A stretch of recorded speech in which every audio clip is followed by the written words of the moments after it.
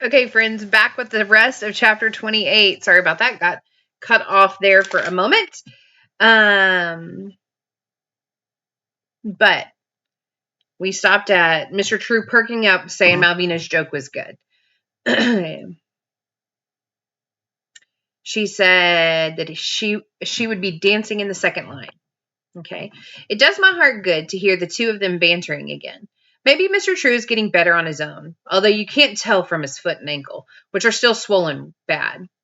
At least he's not shivering in this heat, and it has to be a good sign that he's looking around and paying attention, right? He points and says, Zane, young man, do you see how the river curves? That's why they call us the Crescent City, because the Mississippi River makes a bend in the shape of a crescent. And inside that crescent, that New Orleans. River curve along like that, you see, then head north for a little ways, then turn all the way south, that direction over there. That, where we came from, you can see the whole neighborhood still underwater. See them roofs poking up like fins of a fish? One of them might be my house. It's true. Being up on the bridge gives us a perspective on the size of the disaster. The flatness of the floodwater shines like a dull mirror all the way out to the edge of the horizon. The city, miles of it, is mostly underwater, with some bits poking up here and there, but the flood won, that's for sure.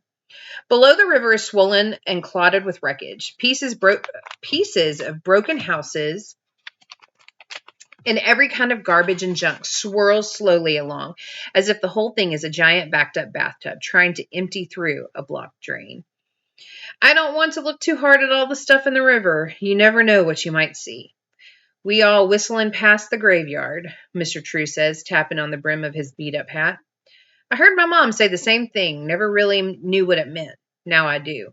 Except instead of whistling, Malvina is telling a steady stream of stupid jokes, and the old man, excuse me, chuckles at all of them, no matter how dumb. What has 4 legs and an arm? A happy pit bull. Oh, you are terrible, child. You think that's bad? Try this. Why do elephants have trunks? Because they would look silly with glove compartments.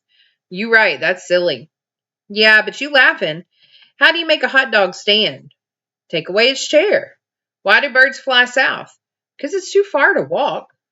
We walking south, darling. No mo, no less. You ain't walking, she points out. You riding in style. Manning from his music and saying how good it is to see he survived and how they expect to hear him play again when he's ready.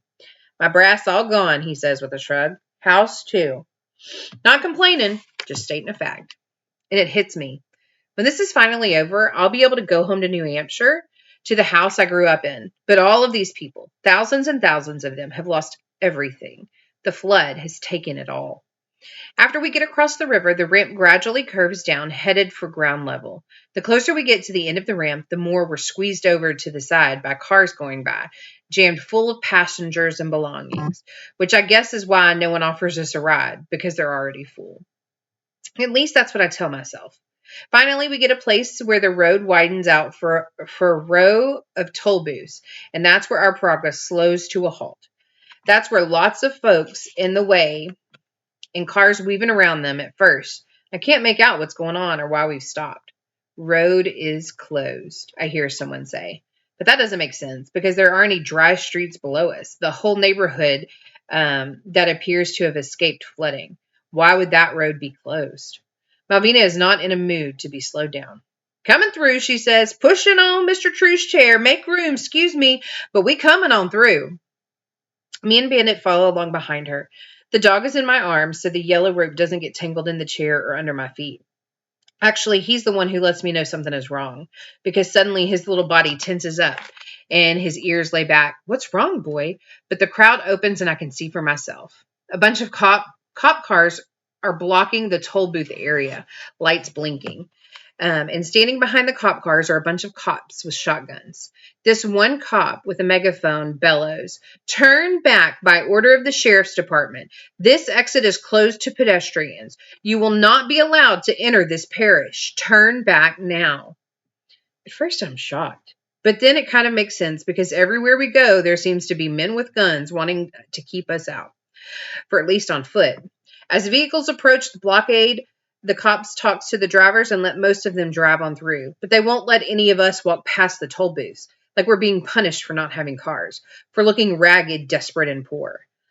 This exit is closed to non-residents. Turn back now. Malvina goes, no way. Mr. True seems sort of confused, like he isn't sure where he is. There must be a parade, he said. Is there a parade? Malvina regrips the back of his chair, the skinny girl with arms like toothpicks. We the parade, True. We going through them toll booths. I don't know, darling. It don't look right. It ain't right, she says. She pushes him through the crowd into the open, headed for the blockade of cop cars, and all the men with shotguns crouched behind, looking nervous. Thinking about it later, maybe I should have stayed back, me and Bandy. Maybe they'd let her through if it was just her and a sick old man in an office chair. One of the wheels spinning around like it's on a crazy shopping cart.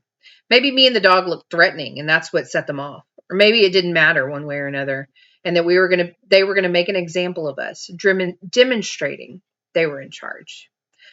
But what happened, and I can't get away from that. Halt! Turn back! This exit is closed! Malvina keeps pushing, moving so determined, so ferocious, that I have to hurry to catch up, even though my legs are way longer than hers. Stop! This is your only warning. Turn back or we will fire. She keeps going. I get close to hear Mr. True say, this ain't no parade, darling. Might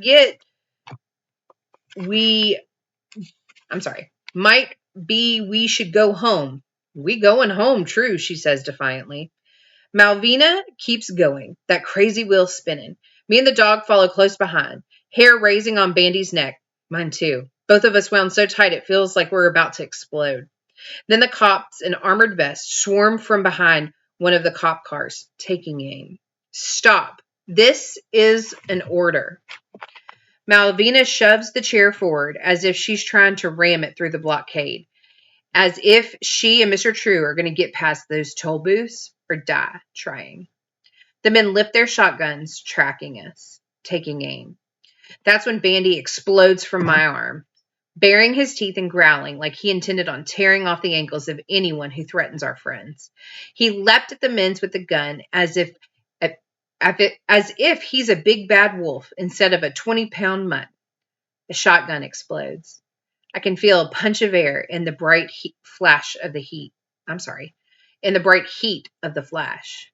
And then Bandy is slammed to the pavement like he's been hit by a shovel, and he isn't moving. Because they shot him.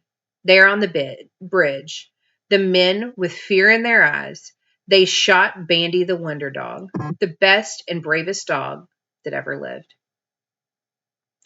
Chapter 29. If a good dog dies.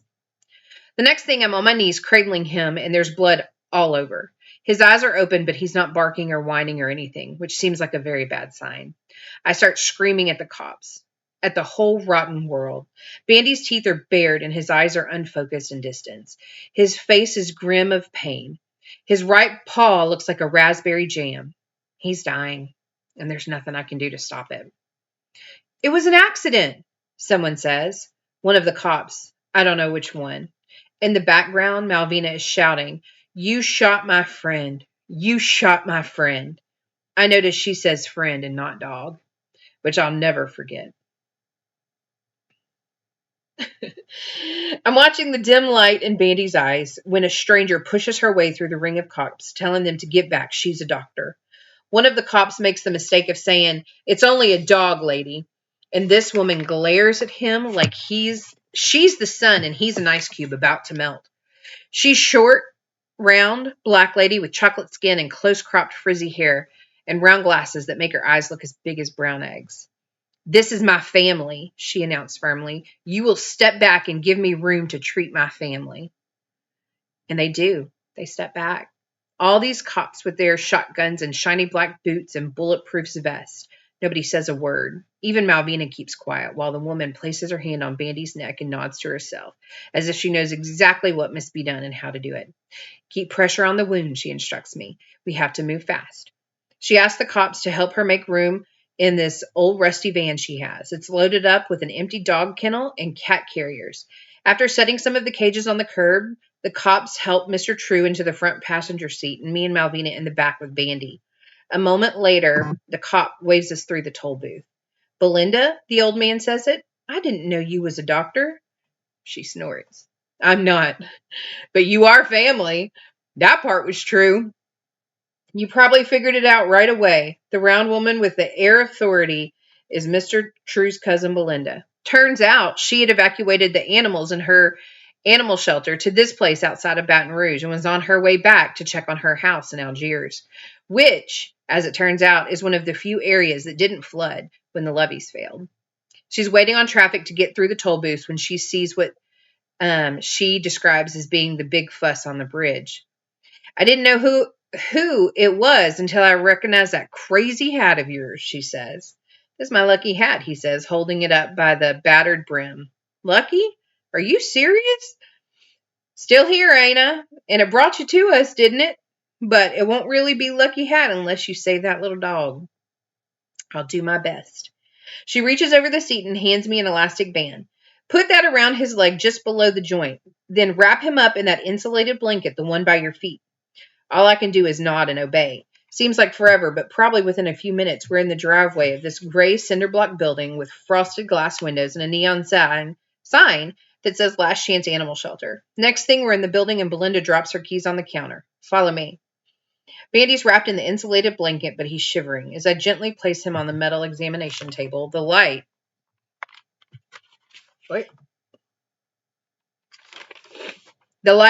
is dim. The electricity is out, and Malvina holds a flashlight as Belinda bustles around, chatting as she goes.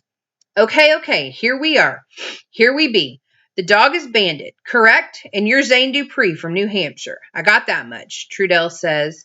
Trissy Jackson is your great-grandmother, correct? Small world. I knew your father, Gerald. Okay, now to business. Here we go. First, lift up the edge of that blanket. I want to check Bandit's heartbeat. She places a stethoscope on his chest and listens, eyes squinting slightly. Not bad, considering he's going into shock. We can't stop that, but we can keep him warm and make sure he doesn't dehydrate while we deal with his wounds. You are this dog's guardian, is that correct?